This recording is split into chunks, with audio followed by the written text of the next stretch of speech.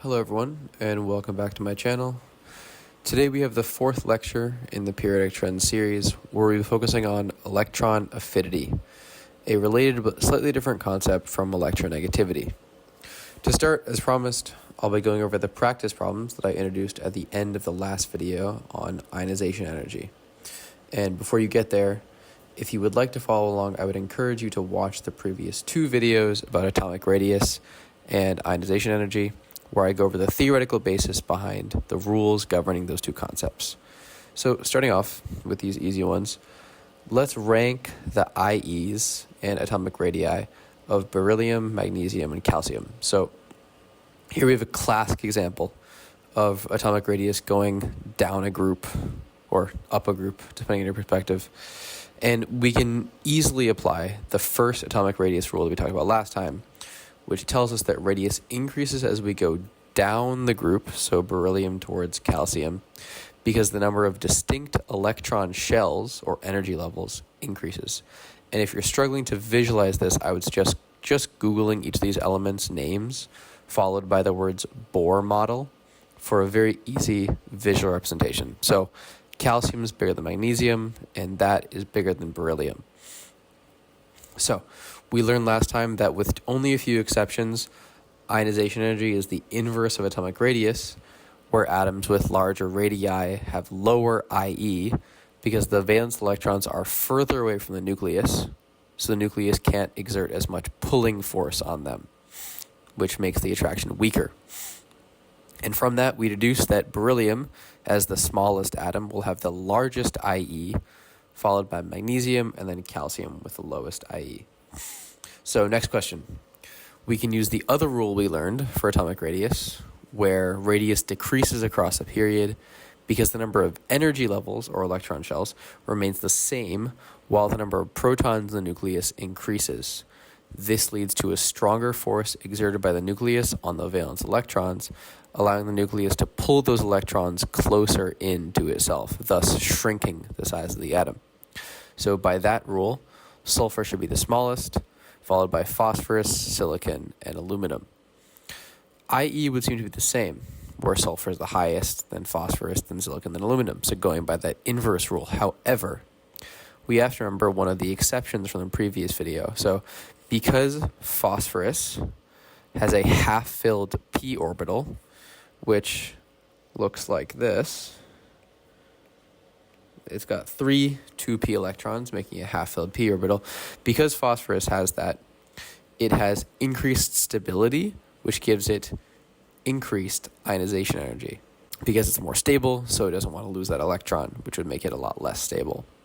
And I think of this as phosphorus is more stable, so it has an increased desire to keep itself how it currently is, which results in the increased IE. So the actual order is going to be phosphorus first, then sulfur, then silicon, then aluminum last. Okay, moving on to the ions here in the medium section. Comparing fluorine F- and F+, we're really just looking here at the effect of adding or removing an electron. So adding an electron contributes to the electron-electron repulsion, because minus charges repel each other, in the valence shell, which pushes the atomic radius out further as those electrons repel each other. Makes sense. On the flip side, removing an electron, like an F+, creates fewer of those electron-electron repulsions, because there are fewer electrons to do the repelling, which allows the atom to shrink just a little bit. So the atomic radius order goes F+, F, then F-, from lowest to highest. And again, same reasoning for the ionization energy. F+ will be the highest because it's the smallest, followed by F, and then F- with the lowest IE. Okay, so what's going on here with Mg2+, Na+, Ne, and F-? Well, if you take out a periodic table, you'll notice that they all have the same electron configuration, which is that of neon. Magnesium and sodium have actually lost their total outer shell of electrons. So the only difference between them is going to be the number of protons they have in the nucleus. Which one, then, should have the smallest atomic radius? Well, counterintuitively, it's actually the magnesium ion. And we can justify this based on our concept of pull and, of course, Coulomb's law, which governs that. So since they're identical electronically, the one with the greatest number of positive charges, which is magnesium with its 12 protons, will exert the strongest pulling force on its electrons, which makes it the smallest. It's like it's gripping the electrons with the hardest grip to pull them in as tight as it can. And to figure out the rest, we just go in the order of number of protons. So magnesium's got the most, 12, then sodium with 11, neon with 10, and F with 9 as the largest atom in this group. And then for ionization energy, again, we just go in reverse order. And there are no exceptions here because they're all the same electronically. So that's very important to keep in mind. Where F minus will have the lowest IE, going all the way up in reverse order to Mg2 plus with the highest IE. Now to the hard problem. The first thing we have to do is look at the data and see if we can observe any kinds of trends or irregularities that stick out. So first, I hope you notice that we have an increase as we go from first to second to third and so on. This makes a lot of sense based on the principles that we talked about, where removing electrons increases IE by reducing electron repulsions and bringing the electrons closer to the nucleus, which allows the protons to have a harder grip on them. But what you should also notice is there's a huge jump here from the third to the fourth ionization energies. And I would encourage you to pause for a moment and think about what phenomenon or what movement that increase might represent. So, as hopefully you guessed, the fourth IE corresponds to the noble gas configuration, which is so much greater than the previous IEs for two reasons. First, noble gas configuration is extremely stable, so it doesn't want to change, right? It doesn't want to lose electrons very, very badly. And second, reaching the noble gas configuration requires losing a whole outer shell of electrons, which dramatically decreases the radius because we're moving up an entire period, thus bringing electrons much closer to the nucleus. So we're looking for an element here, our mystery element, that will reach noble gas configuration after losing 3 electrons. And if we count back from the noble gas group, which we can do right here on the periodic table, we go from neon, 1, 2, 3. Okay.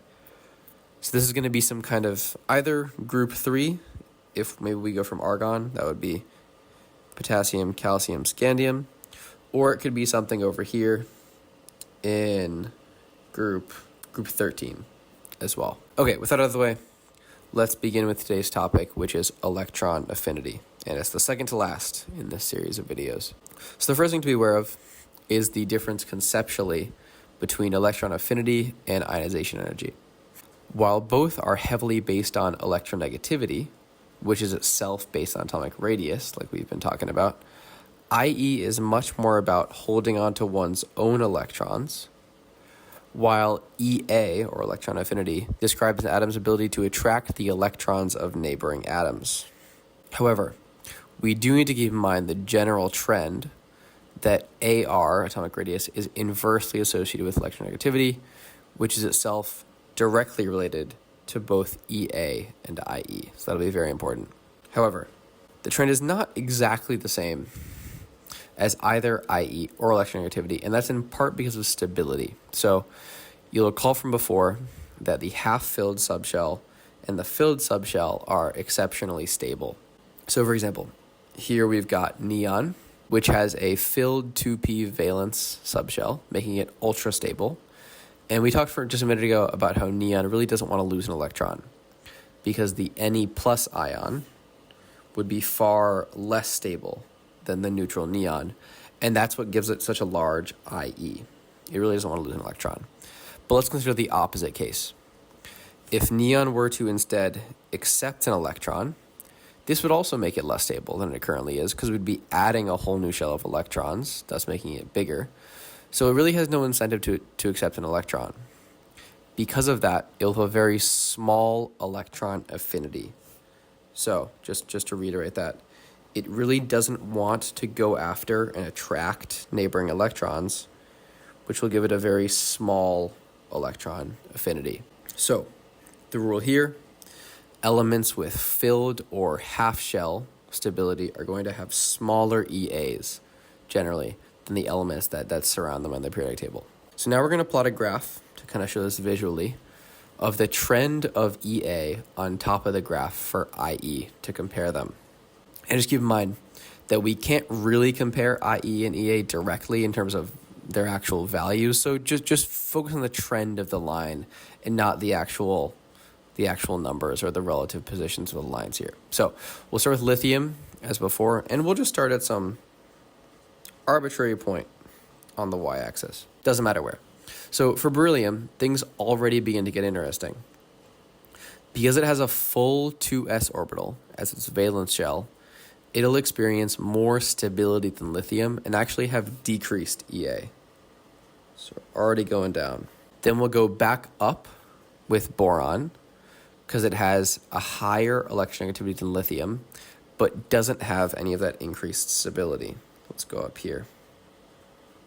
Okay, carbon is also going to be an increase, just to follow the trend, because it has no weird exceptions.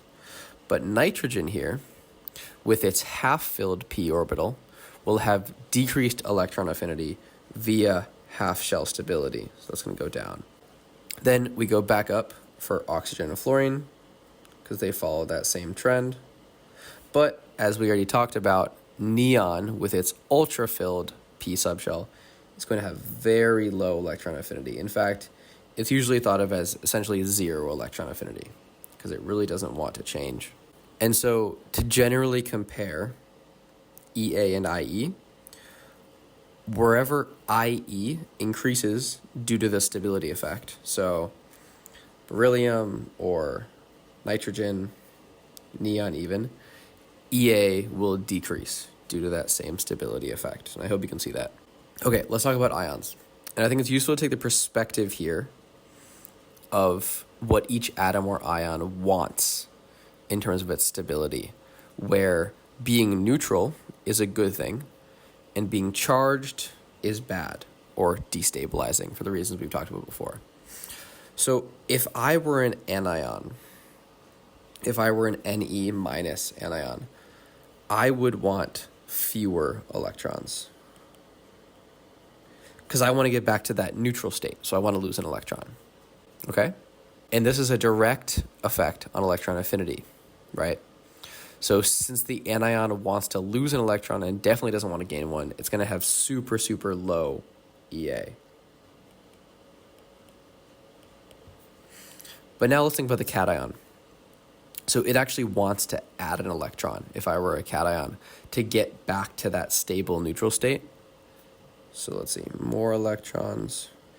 And that will result in an increased EA because it has a high affinity for electrons because it wants to get more of them. But these examples only really describe electron affinity relative to neutral versions of the atom, so the ion versus the neutral version. But what if we try to compare the electron affinities? Oh, there's the rule.